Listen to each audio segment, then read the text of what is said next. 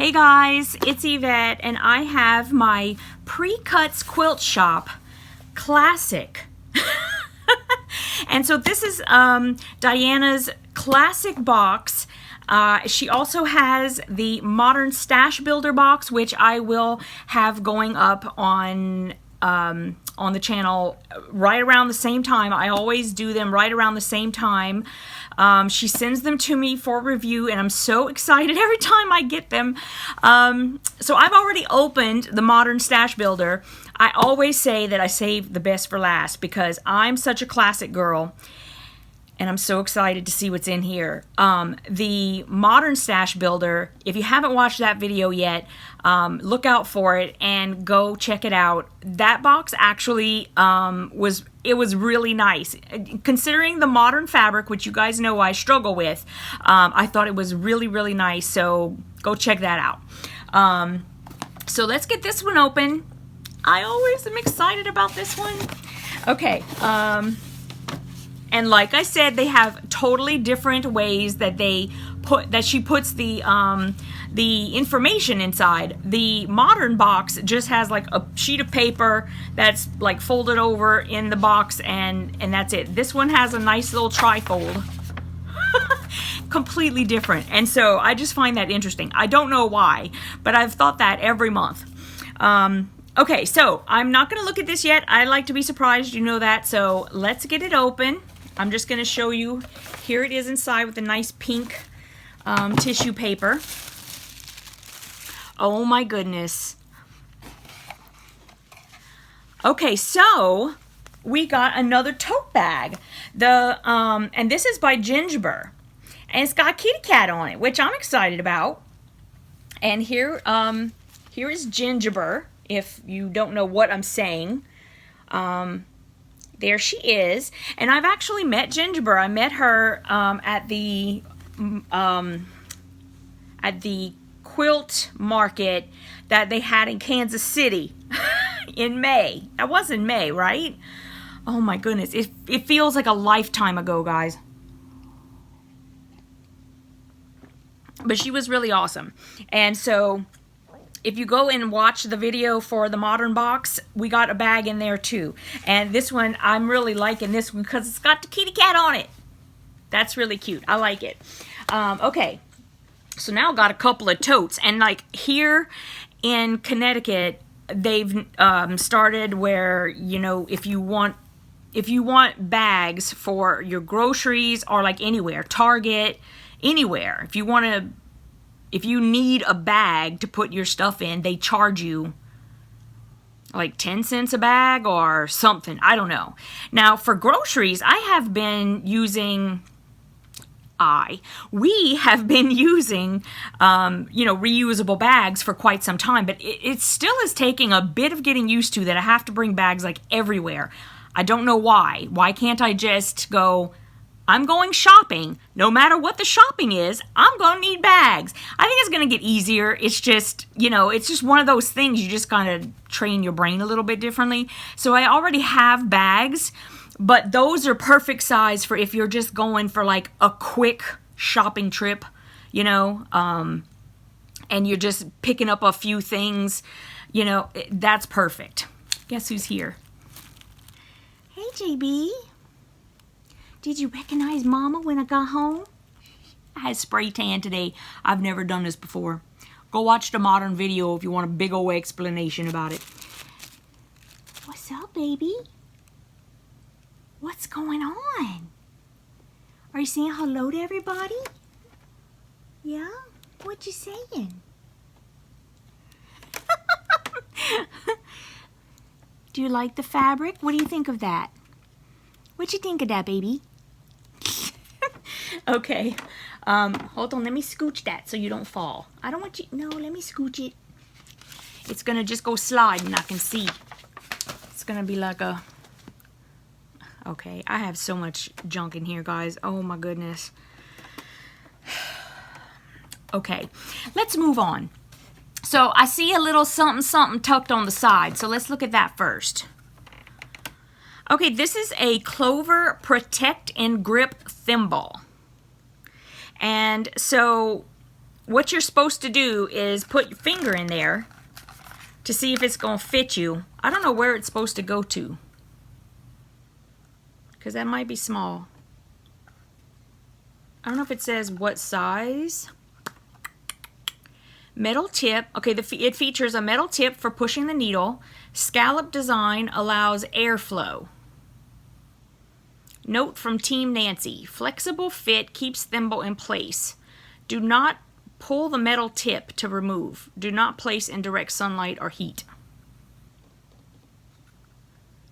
Okay, so, I mean, I could tell, I'm assuming that you're supposed to, like, put your finger in there, like, to see if that fits you, but I don't know, like, where is it supposed to fit to? I don't know, but that's cute. And if you hand sew, that's very handy. I know, like, I'm trying to think, like when you're doing, like, counted cross stitch, you're not really going to be, you shouldn't be pushing the needle that hard, though. I mean, it should just go straight through and in and out of the little holes that are punched for you to make your X's. So you shouldn't really need it for that. But this is probably really great for, I don't know. I hate to say that. I don't do very much hand sewing. And I know that when I was doing counted cross stitch, and even whenever I do it now, I don't really have much difficulty getting, like, the needle through the fabric. So, but if you were hand sewing, I can see where this would really come in handy. I'm just trying to rack my brain, because I seem to recall that there is some sort of needlework that I have done in the past that would hurt your fingers, but I'm thinking it's maybe like plastic canvas. And only whenever you're, like, trying to join things together, because then sometimes you're going through lots of layers of yarn, you know, when you're going around, and there's already, like, so that, I think at that point, I would have liked probably having something like this. But I'm sure there's plenty of other times when this is, like, I mean, because I've seen them before. People probably love these. Okay, that's really cool. And then, there's a spool of thread, and I apparently have been saying it wrong for, like, a long time. So I'm going to start looking at the at the spool of thread before I tell you what it is, so that I quit getting it wrong. This is Mettler thread. I call everything Orfill for some reason. I don't know why I do that, but I don't know. It's not like, because I actually like Mettler thread, so it's not even that, oh, I don't even like Mettler. It's just, I don't know, pops in my head. I have no idea. So this is a Mettler silk finish thread, and the silk finish is really nice. I like Mettler thread, so there you go. And I know I would never have this color already. This is like a burnt orange color, and when you see the fabric in here, you'll see exactly why we're getting this, because it goes perfectly with that. So that's awesome that she sent that. Okay, so here's a little hint, because we have, like, one very large piece of this fabric.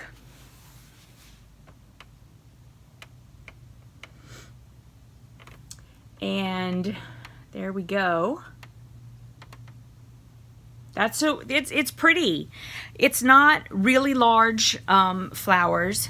And I had been looking at this fabric. I got, like, fabric tifrons all over me. And I just wasn't sure. I didn't pull the trigger because I was thinking, I'm just not sure. But now that it's come in a box, I am very happy to have it. I'm not sure that I would have actually bought it, but now that I'm actually seeing it in person, a lot of times I'll change my mind. It really depends. And with this one in particular, I'm liking it. So here is the whole of the line, and it is Penny Rose Fabrics Hedge Rose by Kelly. That is not her name, peeps. That is not her name. Kelly Panacci. Panacci. I hope that's right. Panacci. Panacci. That's how I would say it. So I hope I'm right. But now that we're seeing it in person, it's nice. I like it. So I'm going to try to show it to you. My only thing is with whenever they roll it like this, I like it because it's easier to like tote around. But it's hard to see all of them like in this sort of instance. So this particular one, the top one, we get 2 pieces of that pattern. Nope. 3 pieces.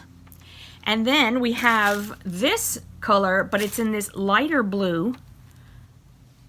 And you can see, and this one is very flowery because this is hedge roses. So you got to expect that, of course. So there's that fabric, and we have 3 pieces like that. And then we have this one, which is that same color blue, and then you just have these dark blue flowers and then little bitty roses. There are 2 pieces like that. And these are 10-inch stacker. It's so it's layer cake, basically. And then we have this blue with white flowers. There are 2 pieces of that fabric. Then we have a blue with a dark blue dot. There are 2 like that. Here's a blue with some white dotted lines, and then every once in a while there's this dark blue line. There are 2 pieces of fabric like that.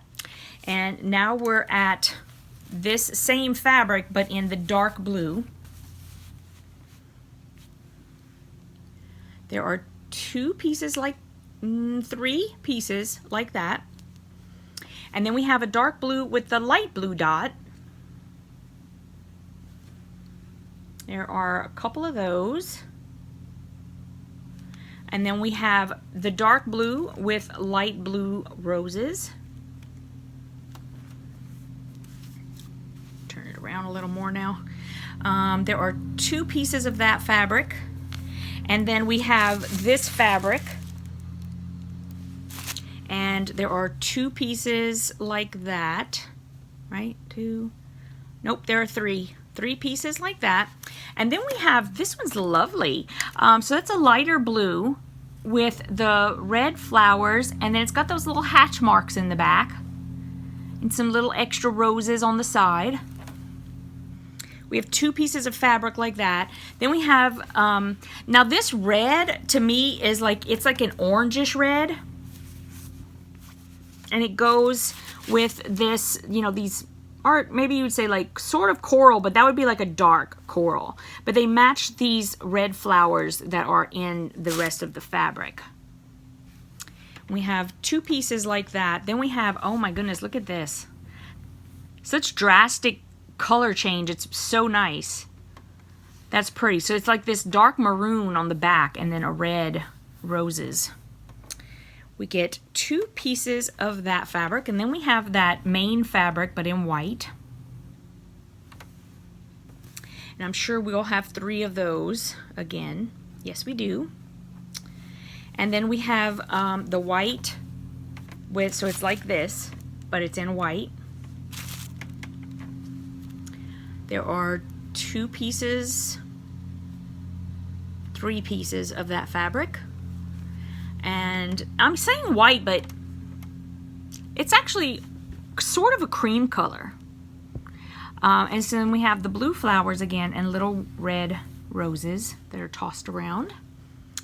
2 like that. And then we have this cream with blue dotted line and occasionally the red. 2 like that. Then we have white or cream with red dots. Oh, I pulled one like that. Okay, so we have 2 of those. And then I think we're at the beginning. Yes, so now we're at, this is the first one that wraps around. So that's all the fabric. And it's, I like it for like the purpose of, like, what am I trying to say? Like, I know that I'm always saying that I'm not a huge fan of the flowers. And it's true. I'm not like a huge fan of the flowers, but for me, it's more like when they're like the big flowers, like this outside fabric would probably be my least favorite of everything in the line. Just because I tend to go for more like this. If I'm going to have flowers, I like them to be tight, smallish kind of flowers. I would prefer to use this in a way where I don't have to worry about showcasing like a huge flower, you know? That's just my preference. I do think that this fabric is really cute. There are so many uses for it, which is what I thought the first time that I saw it before seeing it in person, like when I was saw that the line came out. I mean, it's a very good patriotic fabric if you're looking for like a red, white, and blue, and it's very girly. So that it has that going for it, and it's just really cute. And so the pattern that she put in is the Dutchman's Puzzle by Kate Griffin for Villa Rosa Designs. And I actually kind of like this pattern. Yeah, because I don't know, there's something about it where it's simple, but not too simple. Do you know what I mean? Like, it has some personality to it, which I kind of like. And I have a hard time finding patterns that I really like. But this is, I don't know, I like it. And I could see where this would go nicely. And this would probably be backing, I suppose. Okay, because it says 32 10-inch squares. And then it says 3.5 yards of background. Now, I wouldn't use this as a background for this. So you'd probably need like either like a cream blender or, I mean, go crazy with it. Figure something out that you really like with it. But then this, this must be the backing. I mean, I'm not really sure. It says binding 3/4 of a yard. Let me see.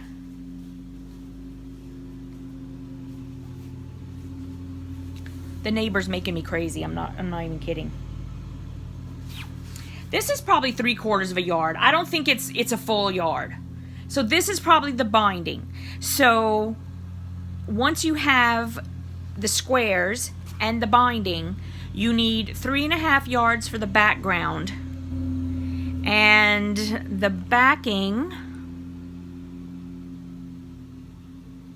well, the quilt is going to finish at 70 by 70.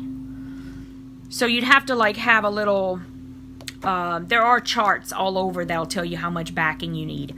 I don't really know what that is right off the top of my head, but but that's what you would need, is you would need background, backing, and your batting. That's what you would need if you wanted to make the quilt 70 by 70. You actually don't even really need to make it 70 by 70. I mean, you could always, you know, take the outside part out and just have 9 squares instead of 9, 10, 11, 12, 13, 14, 15, 16 instead of 16. Oh, hello. Why don't I just throw everything on the floor? Yeah, so instead of 16, you could just do 9 if you wanted to, and make it, you know, a bit smaller, and it could just be like a lap quilt, whatever you'd like to do.